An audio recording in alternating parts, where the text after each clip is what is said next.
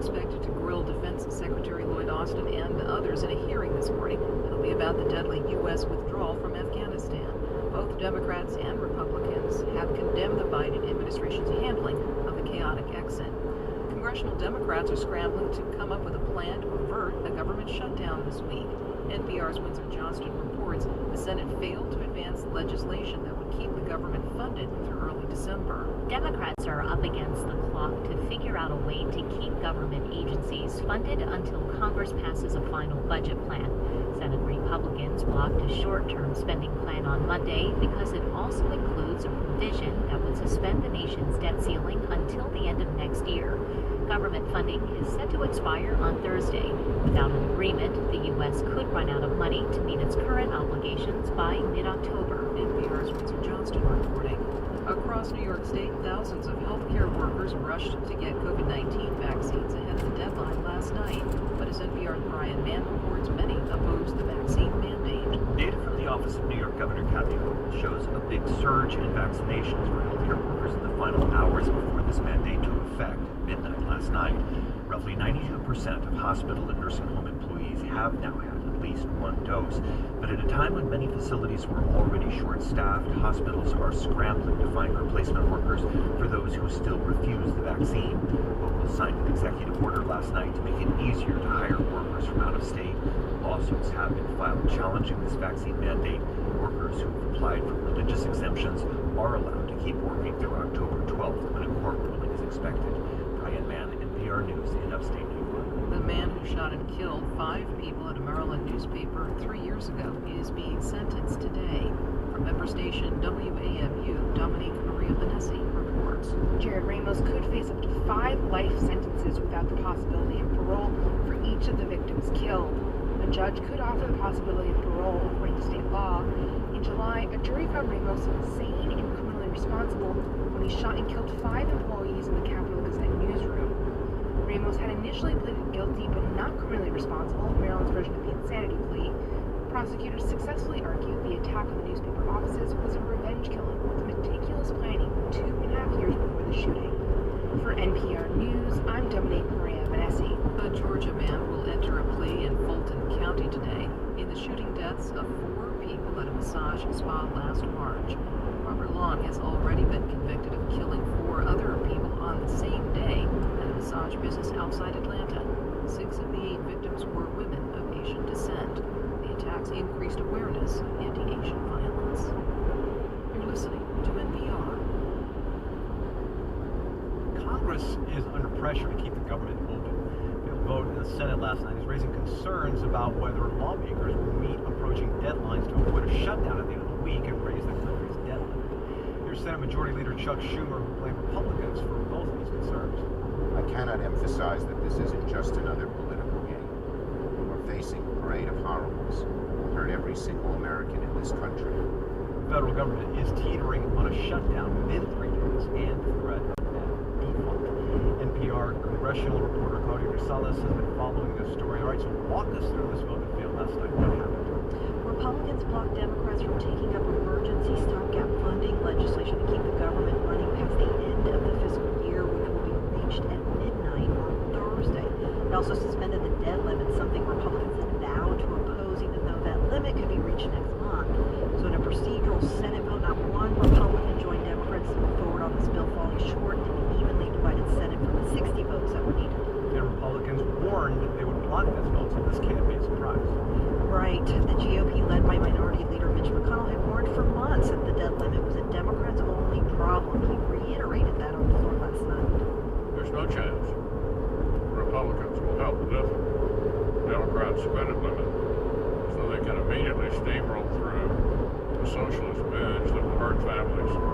So McConnell is referring to Democrats' proposed $3.5 trillion social spending bill there, but we should note this was expected to get taken up in the House this week, but Speaker Nancy Pelosi told Democrats last night that will not be the case. That said, Republicans maintain they'll support keeping the government open, but not raising its borrowing power. That's a lot of political gamesmanship, isn't it? Right, and quite the blame game, too. Democrats had hoped that Republicans would blink first on this and not the GOP would own the fallout, but Republicans say the fault actually falls on Democrats since they control the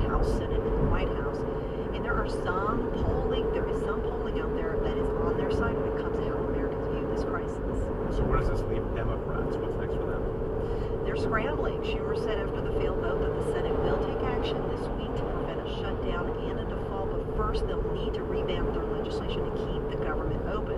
So in order to reach that 60-vote threshold required in the Senate, that is getting at least 10 Republicans to vote with Democrats in the Senate, they'll need to remove the debt limit provision from this emergency funding legislation and move it through Congress and to Biden's desk in 3 days' time if they want to avert that shutdown deadline Thursday. Then they'll need to quickly address how to suspend the debt limit in time next month. It's been advised that they can attach it to the Democrats' social spending bill, which will take even more time to resolve and kind of raise the suspense on whether they can indeed meet this goal by next month. If not, they could face a financial crisis. What about the uncertainty over the House vote on the bipartisan infrastructure bill and the budget package? Right, the House is expected to take up this bipartisan bill, but with progressives in that chamber threatening a revolt since the social spending bill is not ready, it's not clear if this bipartisan bill has the votes now to move forward. Quickly, any indication of how progressives will react to this? They're raising serious concerns, which is threatening whether this will pass. PR's Claudia Grisales. Thanks a lot. Thank you very much. There's been big fun for people who like sandwich cookies and fierce little pocket monsters. I'm talking, of course, Pokemon Oreos. New Pokemon themed Oreo cookie. Bulbasaur, Charmander, I got Mew in the first pack ever. Update. This message comes from NPR sponsor Samsung with the Samsung Galaxy Z Flip 3 5G. Hold yours any way you want. Flip to flexible for hands-free pics, video calls, and 5G connection and availability may vary. Check with carrier. Well, authorities are investigating Saturday's deadly Amtrak derailment in Montana, South Dakota. Officials say it'll be a month before they have a preliminary report on what happened. Montana Public Radio's Shaylee Rager reports. It's too early to say what caused 8 out of 10 cars on the westbound Empire Builder train to derail. Bruce Landberg with the National Transportation Safety Board spoke at a press conference in Chester, Montana yesterday. Generally, it's going to be something that some person did or didn't do. And so it takes us a while to go ahead and look at that person. Landsberg said the train was traveling within the speed limit of 79 miles per hour and that the tracks were last inspected 2 days before the crash. A freight train passed over them 80 minutes earlier without incident. He says the crash appears to have happened ahead of a switch in the tracks. It's possible that the switch may have compounded the derailment. Experts are studying footage from cameras on both trains' locomotives. The Amtrak train was carrying 141 passengers and 16 crew members from Chicago to Seattle. In addition to the 3 passengers who died, 7 were admitted to Montana hospitals. Some may have been ejected from the train's cars. Sarah Robin, Disaster and Emergency Services Coordinator for Liberty County, called the derailment a once-in-a-lifetime event for first responders in the area, many of whom were volunteers. It was tragic. They saw things that nobody should have to see. Robin said it could have been worse. Tressa Keller with Logan Health agrees. She works at the 21-bed critical access hospital in Shelby, about 15 miles west of where the train derailed, that cared for 20 passengers. Montana hospitals have been severely strained by COVID patients in recent weeks. Keller says ones in rural areas have worked together closely during the pandemic, and that network proved important in responding to the crash over the weekend. Keller says 3 other Logan Health hospitals sent resources and medical staff to Shelby to help treat injured passengers. We definitely know that many hospitals are experiencing capacity challenges during this time, so in this situation, we were able to collaborate with many other facilities. That definitely made a difference. Keller says the derailment is likely the largest disaster the hospital has seen in more than a decade. The most critically injured patients were taken to bigger hospitals more than 100 miles away. For NPR News, I'm Shaylee Rager in Helena.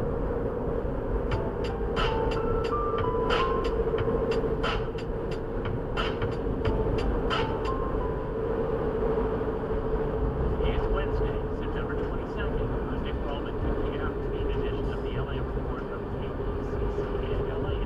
Here are the stories we've been following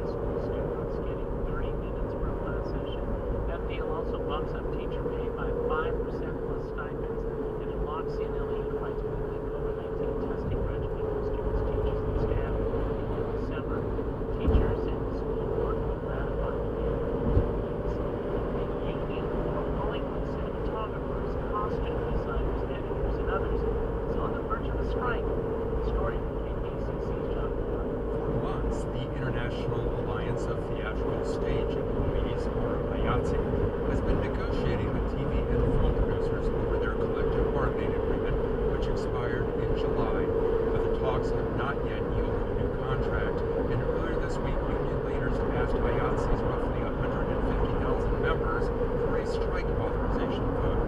The contract dispute hinges on wages, worker safety, and overtime, and compensation tied to new distribution platforms like streaming. The strike vote is set for next Friday, and the results could come a few days later.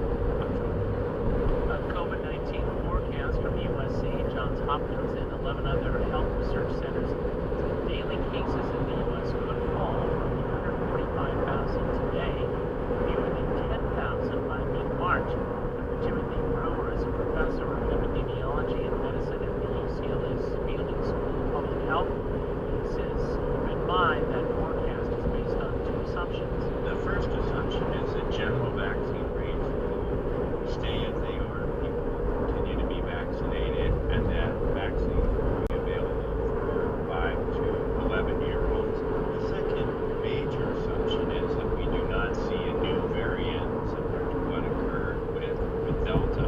I think if those assumptions hold, then yes, cases are likely to go down. Dr. Timothy Brewer at UCLA, one of the COVID-19 experts who wrote daily on KPCC's Hand Talk. You know, not everyone feels welcome in the outdoors. A new multilingual nature class in San Pedro aims to change that. KPCC early childhood reporter Mariana Dale takes us to Dean Dana Friendship Park. On a recent Friday morning, adults and kids from infancy to preschool parade up a sidewalk overlooking the Los Angeles harbor. Sounds like elephant. Sounds like an elephant.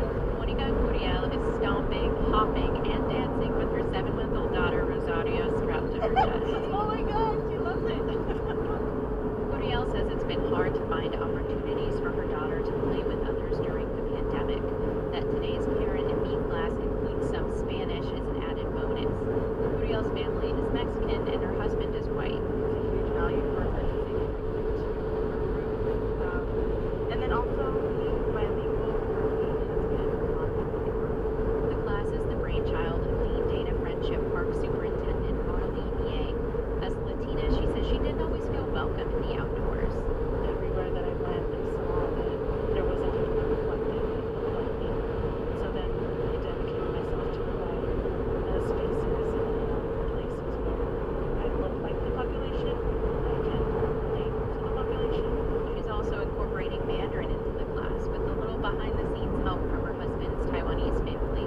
When I say ni hao, you say hi. Ni hao. Hi. Ni hao. Hi. Yang's class includes story time, a craft, and a visit with one of the nature center's live animals. I want people to feel connected. And if it means singing and dancing like a monkey, if that's the way we find a way to have fun and connect, I think that that's, a first step. Covering early childhood, I'm Mariana Dale. Thanks for listening to the LA Report. I'm Nick Roman. Join us next time for another LA Report.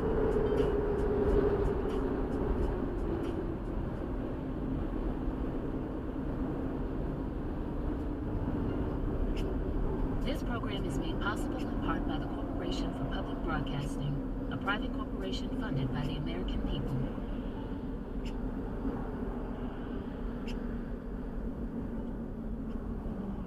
New data from the FBI shows the number of homicides in the U.S. rose about 30% in 2020 from the year before, although the homicide rate is still lower in this country than it was in the 1990s.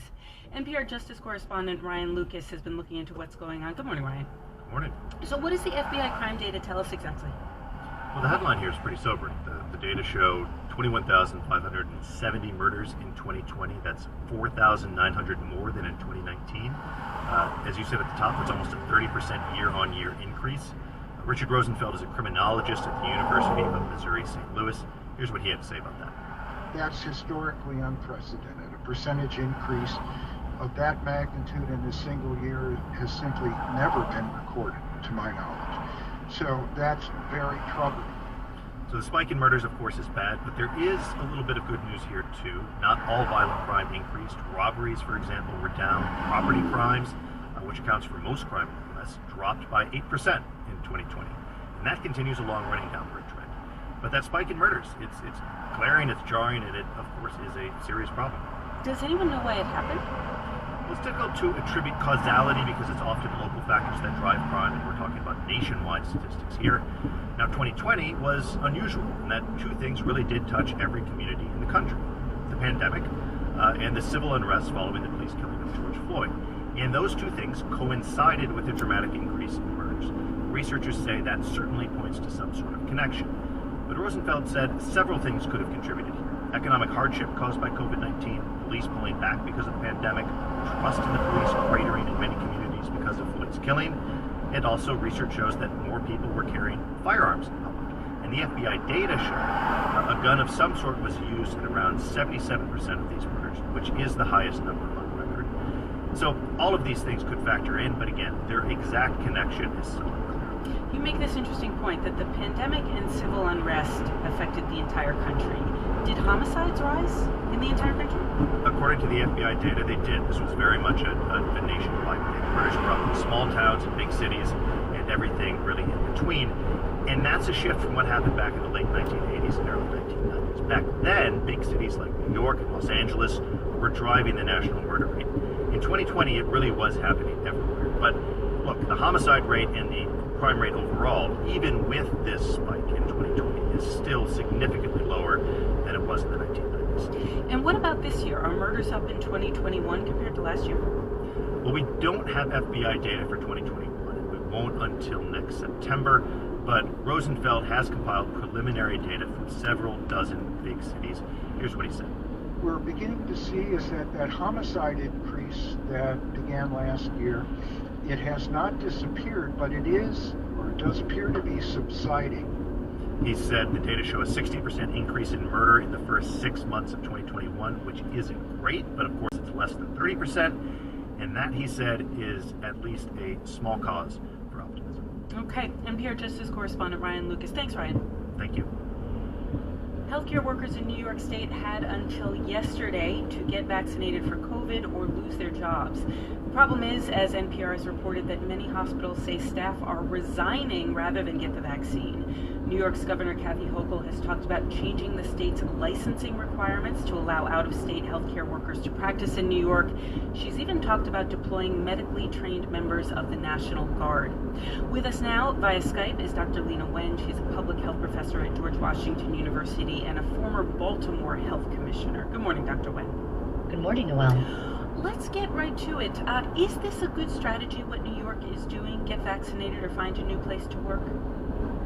Look, I think we need to level set and say that healthcare professionals take an oath when we decide on our profession. And that oath is always to put the health and well-being of our patients first. This is the reason why we are required to get all kinds of other vaccines for our job. We are required, for example, to get the influenza vaccine every year. We have to show proof that we got hepatitis and measles and chickenpox and rubella and other vaccines. Because one of the basic elements of our work is not infecting our patients. And we're in the middle of a global pandemic. And so it makes so much sense that anyone working with patients or with nursing home residents who are the most vulnerable should be vaccinated. And frankly, the COVID vaccine should not be seen as being any different than all the other vaccines that we have. I also think, by the way, that it is important to have an across-the-board vaccine requirement for healthcare workers in the country, because otherwise people might be worried that, or healthcare systems might be worried that they will lose their workers to other places. And so if it's something that is across the country, it actually levels the playing field for hospitals. Maryland and Illinois, to give two examples, have vaccine mandates, but healthcare workers can opt out if they get tested for COVID regularly, which gives them a choice. And a lot of people say, just give us a choice and we'll get it done. What do you think about that? I think that testing is an important layer of protection, and it is something that I think we should have a lot more of, as in there are other countries that have rapid testing available for free for all of their residents. Canada is giving free tests for businesses. The UK makes available enough free tests for people so that they can be tested twice a week. I definitely think that we need more testing, but testing itself is not an exact replacement for vaccination. Testing picks up cases of people who are already infected, and so I think at the end of the day, if people have to make a decision about what our values are. And by the way, I know that there is a loud minority that is very vocally opposed to vaccine requirements, but there is a large, mostly silent majority that's in favor. Recently, the American Medical Association, the American Nurses Association, the American Hospital Association, and about 100 other major healthcare professional organizations signed a letter saying that they are in favor of vaccine requirements for healthcare workers.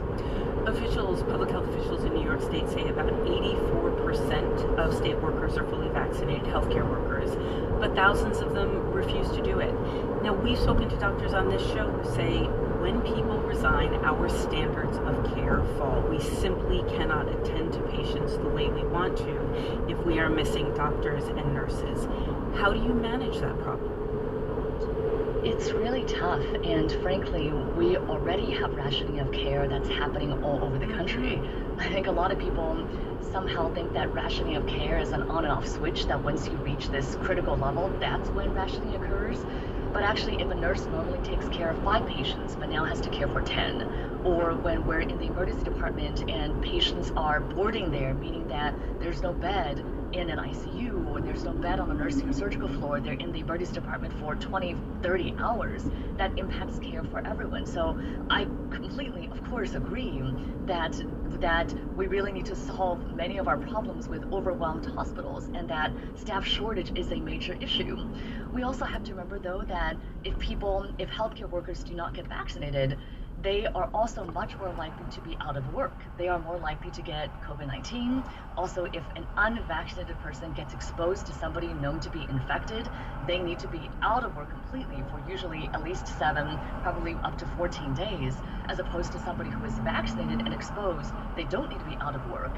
And so I think there are also, and of course the individual an employee who ends up getting infected is also more likely to be hospitalized themselves and to transmit in the community. And so I think it's a difficult trade-off, but one that, again, at the end of the day, we as a society and certainly institutions need to say, what is it that we stand for, and how can we best serve in this time of a global pandemic?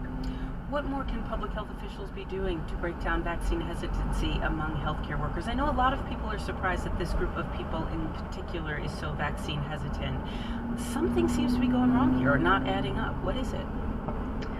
I actually don't think that it's healthcare professionals in particular that are vaccine hesitant. When you look at physicians, for example, even back just a couple months into the pandemic, I believe that there was an American Medical Association poll done that found that well over 90% of physicians had already gotten vaccinated.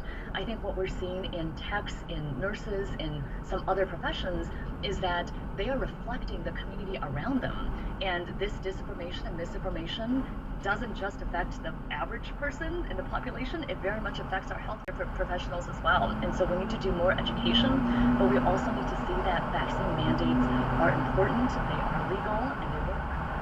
Dr. Lena Wen is a public health professor at George Washington University. Thank you for being with us this morning, Dr. Wen. Thank you, Noel. Support for NPR and the following message come from Cleveland Clinic. Cleveland Clinic wants to know what you want to see for the future of healthcare. Help inspire their next 100 years of care by sharing your hopes for the future at clevelandclinic.org/centennial. A jury convicted R. Kelly on 9 counts of sex trafficking and racketeering yesterday. He's expected to be sentenced to between 10 years and life in prison. Here's Acting U.S. Attorney Jacqueline Houssoulis after the verdicts came down. The jury delivered a powerful message to men like R. Kelly.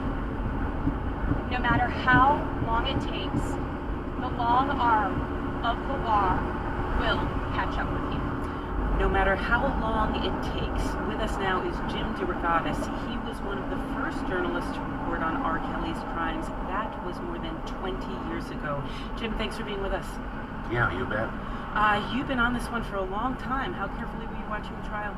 Oh, very carefully. I was writing a weekly column for the New Yorker, trying to look at some of the issues and the stories behind the stories coming out in court in Brooklyn.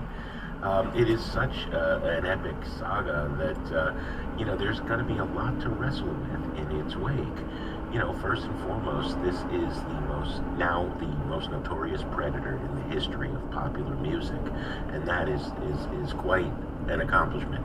But the body count here, as I confirm the victims and those women I've talked to, it's approaching 70. 22 were at the heart of this case. And then the other thing is that this is the first Me Too verdict bringing down a wealthy, powerful man whose victims were almost primarily all women of color. Talk about why that's significant. Yeah. Well, I led with my verdict column in the New Yorker with the story of Tiffany Hawkins, 15-year-old singer and volleyball.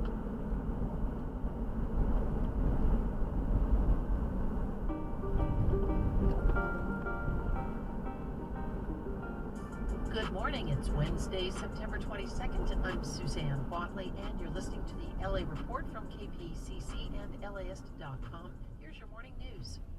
The head of the Civilian Oversight Commission is sharply criticizing Los Angeles County Sheriff Alex Villanueva for planning to defy another of that panel's subpoenas. KPCC's Frank Stoltz reports. The commission wants Villanueva to testify Thursday about allegations he's using the power of his office to intimidate critics. The sheriff has launched criminal investigations into the county's inspector general and a member of the commission itself. Villanueva says he's too busy to attend. Commission Chair Priscilla Ochin says that's not an excuse to disobey a lawfully issued subpoena. It seems to me that he is ducking and dodging from hard questions. If he is a no-show, this will be the third time the sheriff has refused to comply with a subpoena from the panel since voters approved a measure giving it such power in March of last year. He also defied a subpoena from the inspector general to talk to him about deputy gangs. Villanueva eventually sat down with the IG, but refused to answer questions under oath or to allow a court reporter to take notes. Covering criminal justice, I'm Frank Stoltz. The Sheriff's Department issued a statement denying that the sheriff is trying to avoid answering the commission's questions. Meantime, in the race to replace the sheriff, another challenger has thrown their hat into the ring. Sheriff's Captain Britta Steinbrenner says that she plans to run in next year's election. She's a 34-year veteran of the department and has been assigned to various roles over the years, including stints in the Emergency Operations Bureau, as well as patrol and jail assignments. She is now the fourth person to join the race to unseat Villanueva. The others are LA Airport Police Chief Cecil Rambo, Sheriff's Lieutenant Eric Strong, and Sheriff's Commander Eli Vera. Vera said earlier this month that Villanueva demoted him from his position as a sheriff's chief after announcing his candidacy. The chief of the Los Angeles Police Department, Michael Moore, says that more than half of his department employees are now fully vaccinated.